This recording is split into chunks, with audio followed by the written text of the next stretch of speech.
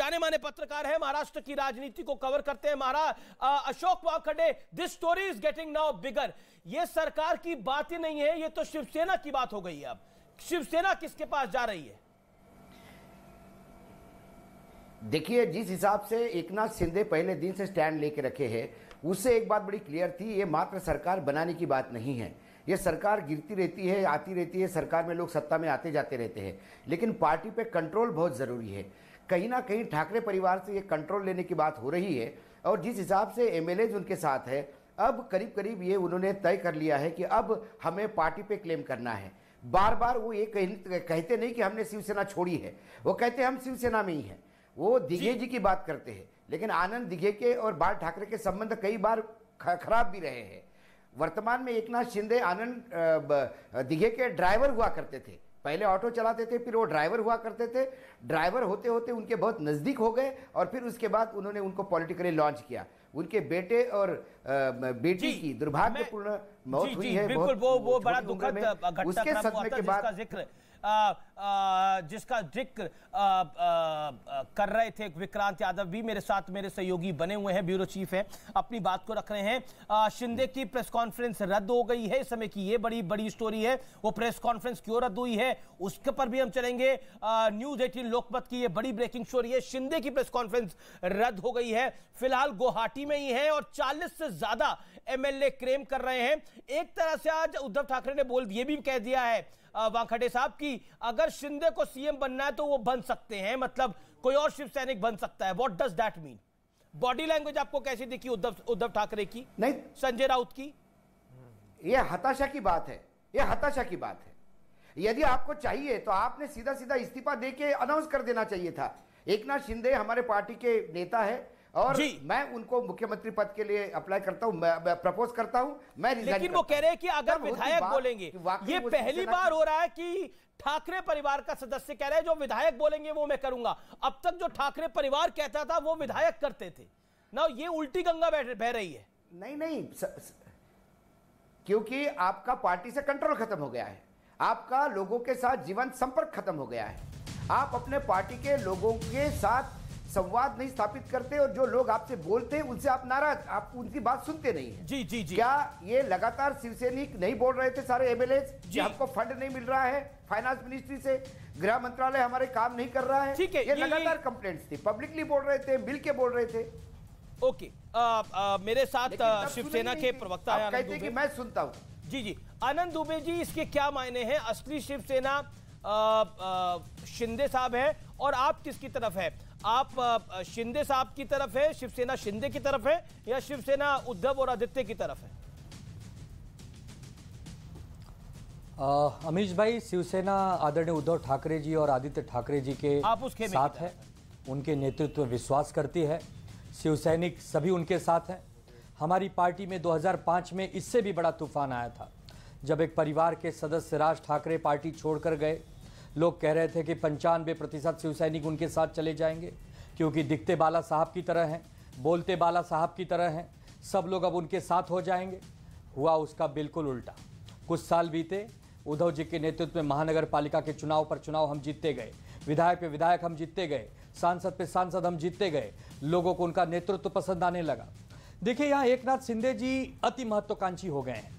उन्हें यदि कोई पीड़ा थी, उन्हें मुख्यमंत्री बनना था, उन्हें कोई और भी मंशा थी, वो कह सकते थे। वो मुंबई में बात कर सकते, लेकिन अभी इस समय रश्मि बहनी से बात कर सकते हैं महाराष्ट्र, लेकिन गुजरात जाना। एक मिनट अमीश भाई, एक मिनट। शिंदे भी है, आनंद दिघे भी है, और साथ ही साथ बाला साहब भी है।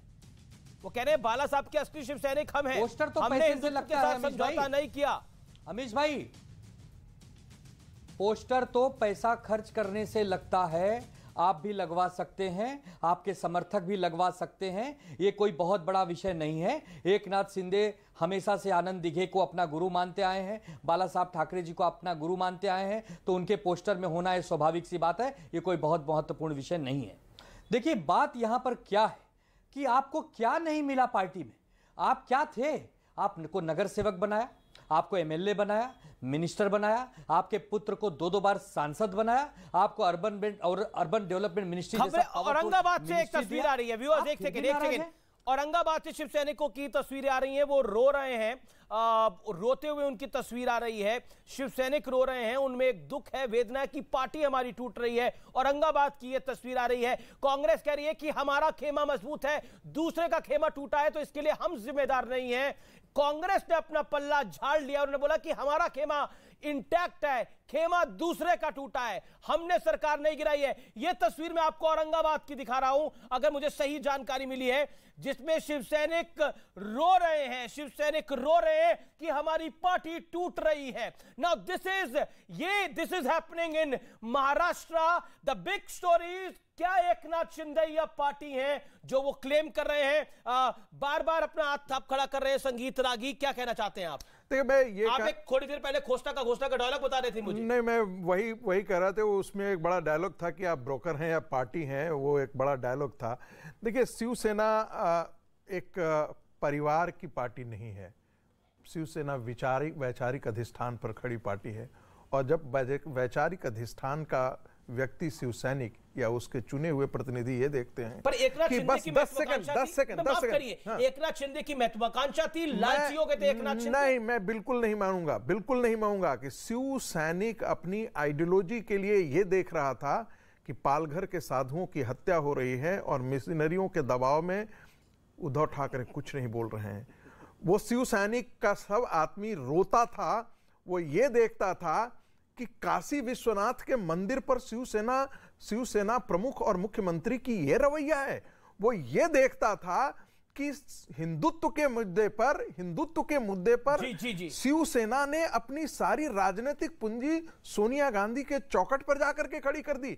जिसकी लड़ाई शिवसेना इतने दिनों तक लड़ती रही, वो सारे हिंदुत्व के विचारधारा को अफजल खां को मानने वाले लोगों के पास जाकर के गिड़गिड़ाते नजर आए। देखिए, लगातार एम्बैरेस किया जा रहा था एकनाथ शिंदे को, उनको पॉलिटिकली एम्बैरेस किया जा रहा था, उनकी जिसे कहते हैं सम्मान कम किया जा रहा था, इसलिए वो नाराज थे। और वो कह रहे हैं कि सिर्फ मेरा सम्मान नहीं कम किया जा रहा था, सच्चे शिव सैनिक का सम्मान कम हो रहा था। और जो पॉलिटिकल बिग विग्स है, खासतौर पर जो एक्सपर्ट जिसे हम कहते हैं पॉलिटिकल एक्सपर्ट्स, वो कहते हैं कि साउथ बॉम्बे से अगर शिवसेना चलेगी तो शिवसेना का यही हश्र होगा। Anand Dubey, what you want to say on this? Amish भाई, यह बिल्कुल बेबुनियाद बात है, निराधार है, झूठ है। एकनाथ शिंदे जी कौन है? आप जानते हैं एकनाथ शिंदे जी को? एकनाथ शिंदे जी नंबर 2 के नेता हैं। उद्धव जी अपने भाई समान उनको मानते हैं। वर्षा बंगले में आधी रात को अगर किसी को एंट्री होती है तो एकनाथ शिंदे जी को होती है। थाना जैसे बड़े बड़े महानगर पालिका उनके हवाले कर दी गए कि आप देखिए, कोई भी कोकण का मसला होगा आप देखिए। क्यों? हम आप पर भरोसा करते हैं।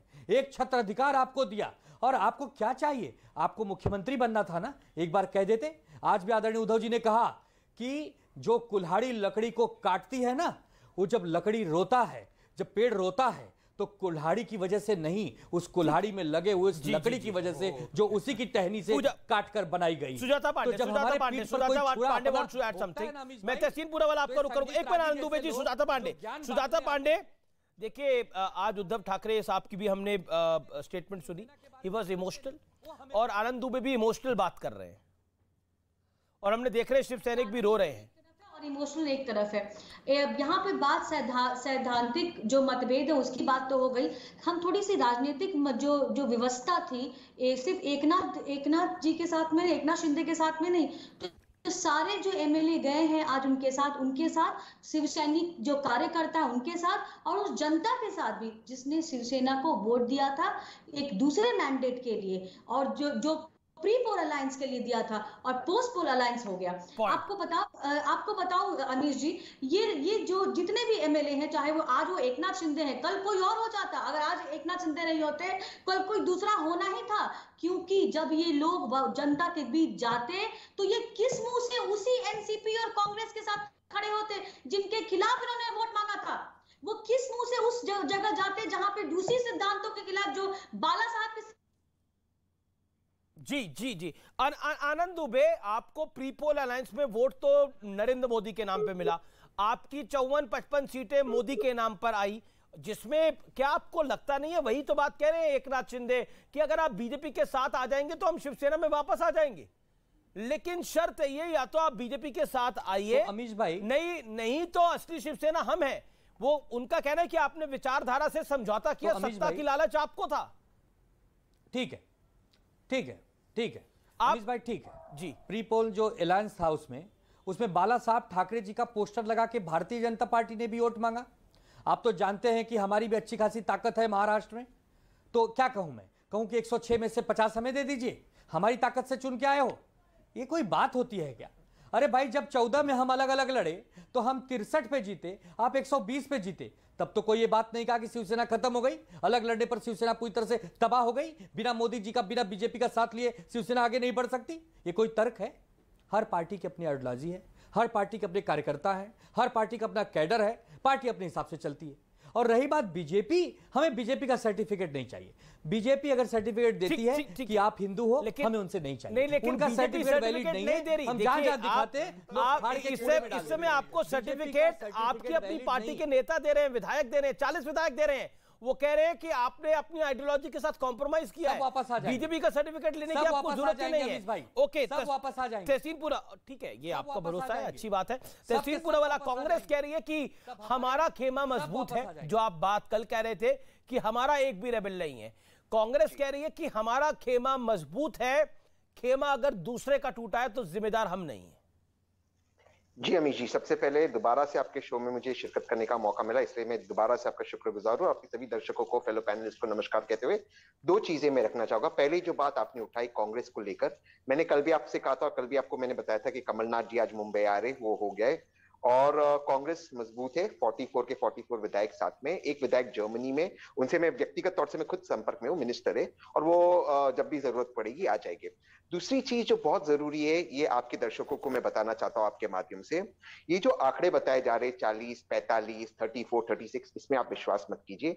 ये कागज है, ये इस पे सिग्नेचर कुछ भी दिखा रहे। आप अमीश जी, आपको याद होगा इसी तरह का कोई कागज आपको सुबह दिखाया था फडणवीस जी ने। 140, 160, 170 विधायक थे उनके पास, फिर गए गवर्नर साहब के पास, कोई विधायक नहीं थे उतने उनके पास। हाँ, 8-10 विधायक हो गए, ये एक्स्ट्रा दिखा रहे। अगर है तो परेड कीजिए, उनको जो तस्वीर देखिए उसमें 35 विधायक की गिनती हो रही है। ओके, गिनती कुछ भी करे वो, गिनती कुछ भी करे वो, गिनती कागज पे अगर 10 विधायक है तो फिर तो चिंता की बात ही नहीं है। बिल्कुल, उद्धव ठाकरे को जो उन्होंने फेसबुक लाइव किया वो करने की आवश्यकता ही नहीं थी। अगर 10 विधायक वो इसलिए कर रहे, मैं सुप्रिया सुले और शरद राव पवार और सुप्रिया सुले को तुरंत उद्धव ठाकरे के घर जाने की आवश्यकता नहीं है। मुझे लगता है कि अमीश जी, अगर रागी जी इंटरफेयर नहीं करे तो नहीं, रागी जी इंटरफेयर नहीं करे, लेकिन ब्रिजमोहन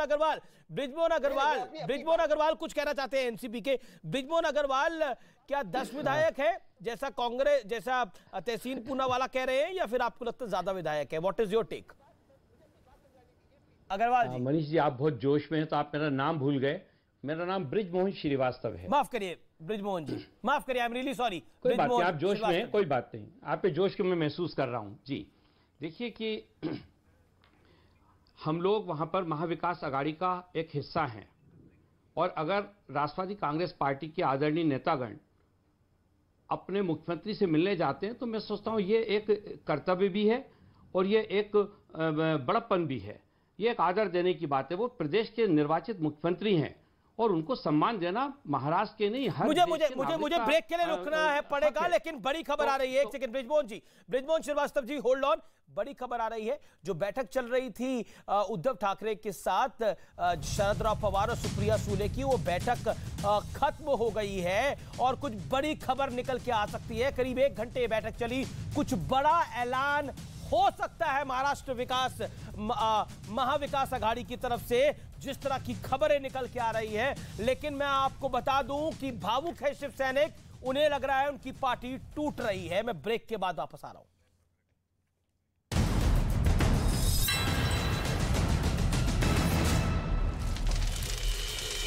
जा रहा है कि चेचन लड़ाके अब और ताकत से हमले बोलेंगे। अपने आका रमजान कादिरोव को जल्द से जल्द तोहफा देने के लिए वो सेवेरोडोनेत्स्क में यूक्रेन के सैनिकों को घुटनों पर लाने में कोई कोर कसर नहीं छोड़ेंगे।